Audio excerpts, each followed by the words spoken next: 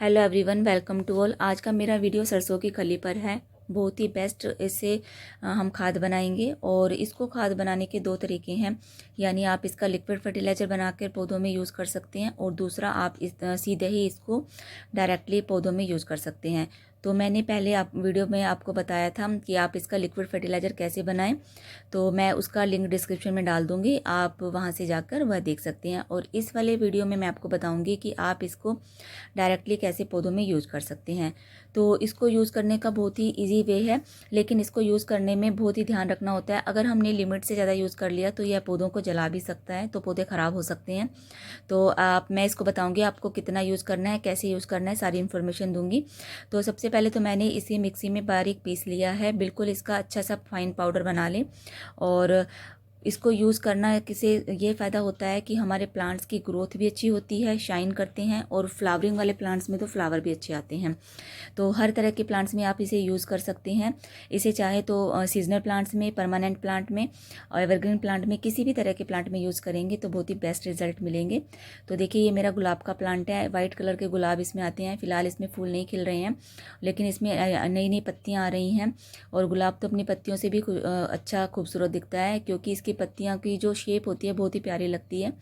तो देखिए, अब नई नई पत्तियाँ आ रही हैं, तो इसमें मैं अब इसको बताऊंगी कि आप इसे किस तरह से यूज़ कर सकते हैं। तो ये मैंने मिट्टी के गमले में भी लगाया हुआ है, और मिट्टी के गमले में गुलाब बहुत अच्छे से ग्रो भी करता है। तो देखिए, इसमें मैंने आधे चम्मच से भी कम लिया है, और बस ऊपर ही ऐसे मिट्टी में ऐसे छिड़क देना है। उसके बाद आप हल्के हल्के हाथ से, या तो किसी डंडी की सहायता से, या फिर जैसे मैं चम्मच से कर रही हूँ, इस तरह से मिक्स कर दें। और फिर जब आप इसमें पानी देंगे तो अपने आप इसके जो सारे रस वगैरह हैं नीचे में रूट्स तक जाते रहेंगे, और रूट्स फिर पूरे प्लांट को देगी। तो इस तरह से आप इसको यूज़ कर सकते हैं, लेकिन आपको इसको लिमिटेड मात्रा में यूज़ करना है, बहुत ज़्यादा यूज़ नहीं करना है। देखना है कि कितना बड़ा गमला है या फिर कितना बड़ा प्लांट है। बहुत बड़ा प्लांट है या बहुत बड़ा गमला है तो थोड़ा ज़्यादा भी यूज़ कर सकते हैं, एक बड़ा चम्मच भी यूज़ कर सकते हैं। लेकिन अगर आप छोटे पौधे हैं और मीडियम साइज़ के हैं तो इस तरह से, जैसे मैं दे रही हूँ, तो इस तरह से आप यूज़ कर सकते हैं। बहुत ही छोटे हमारे पौधे होते हैं, जैसे कि हैंगिंग बास्केट होती हैं, या फिर बहुत जैसे छोटी छोटी सी हम बोटल्स में भी लगा लेते हैं प्लास्टिक में, तो उसमें आप आधे चम्मच से भी कम दीजिए। बिल्कुल एक चुटकी भर भी देंगे तो यह उसके लिए इनफ है। और फिर इसके रिज़ल्ट भी बहुत अच्छे जल्दी मिलते हैं। और इसको आप महीने में एक बार यूज़ करिए, बहुत जल्दी जल्दी भी यूज़ नहीं करना है। बहुत जल्दी यूज़ करने से भी प्लांट्स ख़राब होते हैं। तो आप इसको महीने में एक बार यूज़ करिए। इस तरह के जो फर्टिलाइज़र्स होते हैं यह बहुत ही इको फ्रेंडली होते हैं।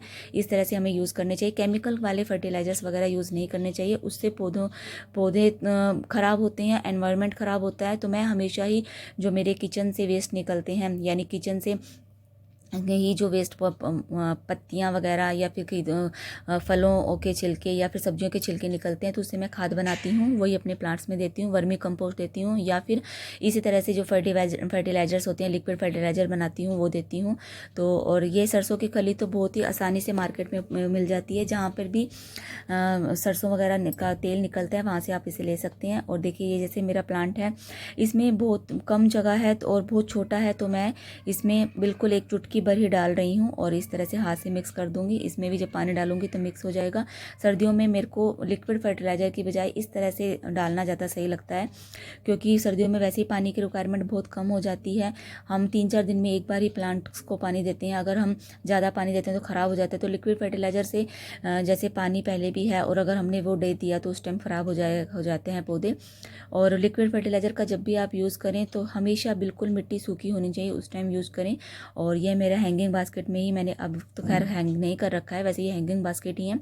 और इसमें मैंने मनी प्लांट लगा रखा है, इसमें भी मैं ऐसे एक चुटकी भर ही दूंगी, और इसी तरह से छिड़क दिया है।